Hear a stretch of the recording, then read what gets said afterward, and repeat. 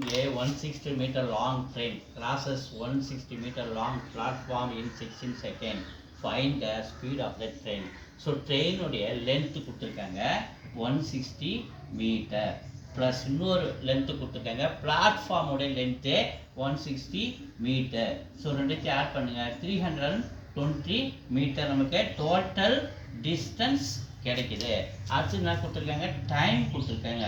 Time என்ன கொடுத்துருக்காங்க 16 second கொடுத்துருக்காங்க. ஸோ இது மீட்டரில் இருக்குது, இது செகண்டில் இருக்குது. அப்போ டைரெக்டாக நம்ம என்ன போயிடலாம் ஸ்பீடுக்கு போயிடலாம். ஸ்பீடு வேணும்னா formula distance by time. Distance 320, time வந்து 16 டேபிள் ஆச்சு 2 டைம்ஸ். அப்போ இங்கே 20 செகண்ட். இப்போ அவங்க என்ன கொஸ்டினில் கொடுத்துருக்காங்க ஆன்சரில் எல்லாமே கிலோமீட்டர் பவர் ஹவரில் கொடுத்துருக்காங்க.